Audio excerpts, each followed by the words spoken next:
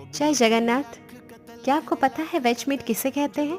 चलिए आज बनाते हैं वेज मीट पकोड़ा।